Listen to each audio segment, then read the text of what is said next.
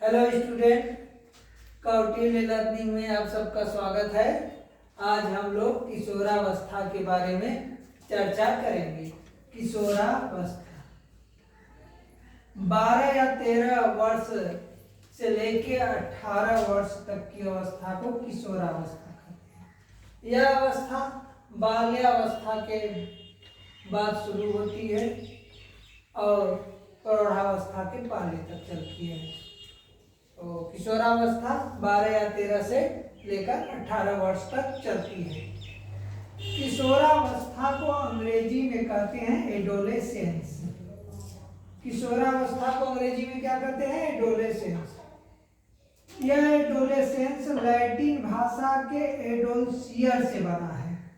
Adolescence जो शब्द है यह लैटिन भाषा के एडोल्सियर से बना है, जिसका अर्थ होता है परिपक्वता की ओर बढ़ना, यानी परिपक्वता की ओर धीरे धीरे बढ़ना।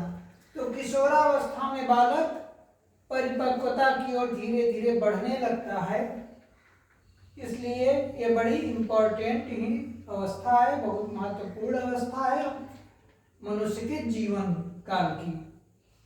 तो इसके बारे में कुछ मनोवैज्ञानिकों ने अपने विचार जो दिए हैं उसमें हम लोग देखते हैं। विलियम किलपैट्रिक अमेरिकन मनोवैज्ञानिक हैं। इन्होंने इसे जीवन का सर्वाधिक कठिन काल कहा। किलपैट्रिक महोदय ने किशोरावस्था को जीवन का सर्वाधिक कठिन काल कहा है। यह ऐसी अवस्था है जिसमें बालक के लिए कठिनता का काल है। इसमें बालक अपने में बड़ा संघर्ष में रहता है, तो तनाव में रहता है, ये सब चीजें पाई जाती हैं। उसी तरह एक अन्य अमेरिकन मनोवैज्ञानिक स्टैनले हॉल की एक पुस्तक का नाम है एडोलेसेंस। स्टैनले हॉल ने पुस्तक लिखी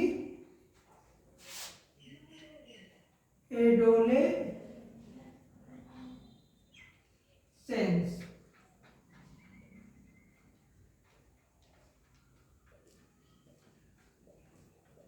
एडोलेसेंस जो बुक है स्टैनले हॉल की बुक है।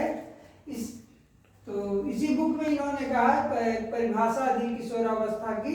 किशोरावस्था संघर्ष, तनाव, तूफान तथा विरोध की अवस्था है। स्टैनले हॉल महोदय बताते हैं कि किशोरावस्था संघर्ष, तनाव, तूफान और विरोध की अवस्था है। इसमें बालक में संघर्ष की प्रवृत्ति पाई जाती है, बालक में तनाव की भी प्रवृत्ति पाई जाती है।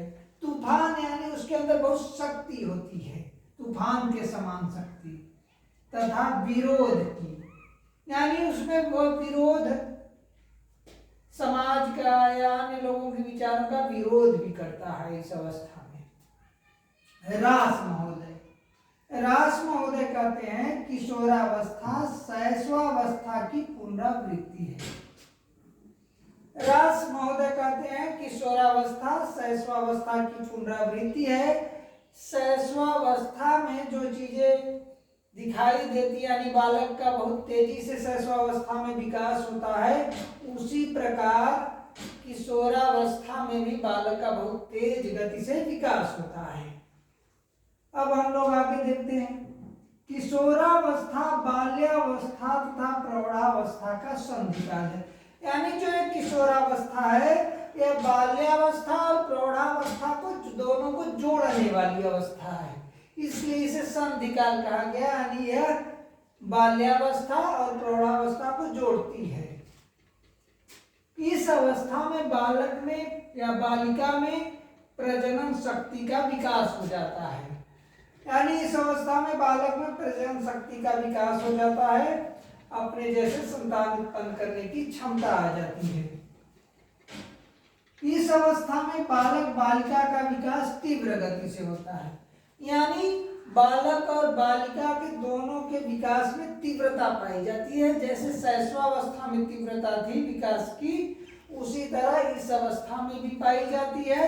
हाँ, बाल्यावस्था में जो विकास की गति होती है थोड़ा धीमा हो जाती है।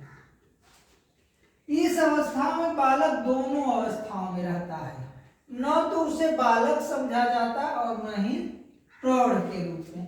यानी जो किशोरावस्था है, अब इसमें वो न घर के लोग, समाज के लोग न ही उसे बालक समझते हैं और न ही उसे प्रौढ़ समझते हैं। यह ऐसी अवस्था है। एक मनोवैज्ञानिक है क्रो एंड क्रो, ये क्या कह रहे हैं? किशोर ही वर्तमान की शक्ति और भावी आशा को प्रस्तुत करता है। यानी जो यह अवस्था है, यह वर्तमान की शक्ति है और भविष्य को प्रस्तुत करने वाली है, क्योंकि किशोर ही भविष्य का निर्माता होगा, समाज का, राष्ट्र का। उसी तरह एक मनोवैज्ञानिक है जरशील्ड, ये क्या कर रहे हैं? ये कह रहे हैं किशोरावस्था वह समय है जिसमें विचारशील व्यक्ति बाल्यावस्था से परिपक्वता की ओर बढ़ता है।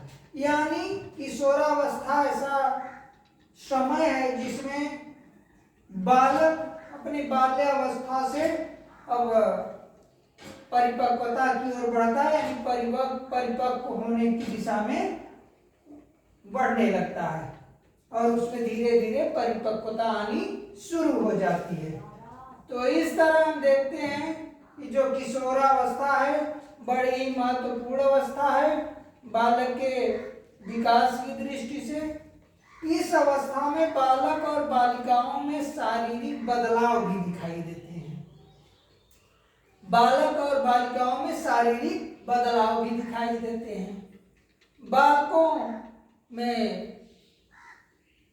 की जो आवाज है उसमें बदलाव दिखाई देते हैं, बालिकाओं की आवाज में बदलाव दिखाई देते हैं। तो यहाँ हम लोग अब देखते हैं शारीरिक विकास। सिर तथा मस्तिष्क का पूर्ण विकास हो जाता है।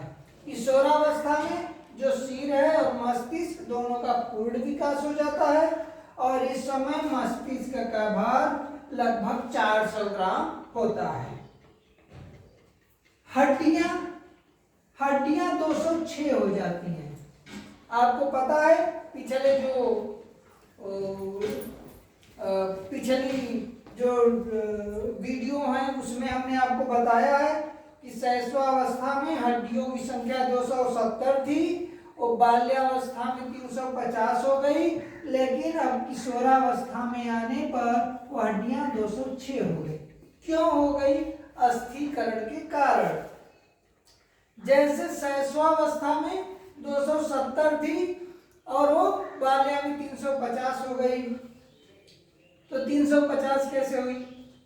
तो जो बालक की मांसपेशियां थी, कोमल मांसपेशियां, वो कठोर होकर हड्डियों में बदल गई, तो उनकी संख्या 270 से 350 हो गई। और वहीं पे जब किशोरावस्था में आता है बालक, तो जो छोटी छोटी हड्डियां हैं वो एक दूसरे से जुड़ करके कम हो जाती हैं और संख्या हो जाती है 206। अर्थात बालक या बालिका के अस्थिकरण की प्रक्रिया किशोरावस्था में पूर्ण हो जाती है। बालक और बालिकाओं के अस्थिकरण की प्रक्रिया पूर्ण होती है, जबकि बालिका का जो अस्थिकरण है वो तीव्र होता है। बालिका का अस्थिकरण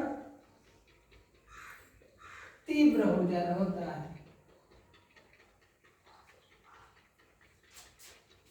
दांत, जो दांत थे अब वो अस्थाई दांत निकल आते हैं, 27-28 अस्थाई दांत निकल आते हैं इस अवस्था तक। मांसपेशियां संपूर्ण शरीर के भार का 45% हो जाती हैं। यानी शैशवावस्था में कितनी थी? 23, बाल्या में वो 25 हो गई, अब किशोरा में आके क्या हो गई? वो 45% हो गई। संपूर्ण शरीर के भार का 45% मांसपेशियां हो गई। बालक के या बालिका की जो हृदय गति है, हृदय गति 72 बार पर मिनट हो जाती है। इस अवस्था में जो हृदय गति है बालक या बालिका की, वो 72 बार पर मिनट हो जाती है। अब हम लोग आगे देखते हैं। इस अवस्था में बालक या बालिका के प्रजनन अंगों का संपूर्ण विकास हो जाता है, पूरी तरह वो विकसित हो जाते हैं, जिससे उनमें संतान उत्पन्न करने की क्षमता विकसित हो जाती है। अन्य बातों में हम लोग देखते हैं, जैसे उनकी आवाज है, थायराइड ग्रंथि के पूर्ण विकास हो जाने के कारण बालक की आवाज में भारीपन और बालिका की आवाज में कोमलता या मृदुलता आ जाती है। तो थायराइड ग्रंथि जो होती है किशोरावस्था में पूर्ण विकसित हो जाती है, जिसके कारण बालक की आवाज में भारीपन हो जाता है और बालिका की आवाज में कोमलता या मृदुलता आ जाती है।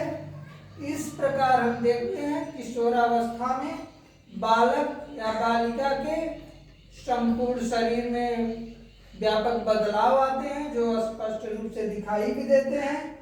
और यह जो अवस्था है बड़ी महत्वपूर्ण अवस्था है बालक और बालिका की विकास की दृष्टि से। तो ये बहुत महत्वपूर्ण अवस्था है। इस अवस्था में बालक बालिका का विशेष ध्यान दिया जाना चाहिए, जिससे उनका संपूर्ण विकास बेहतर ढंग से हो। इसी के साथ आज का जो ये टॉपिक है हम समाप्त करते हैं। अगले दिन फिर एक टॉपिक लेकर आपके सामने प्रस्तुत होंगे।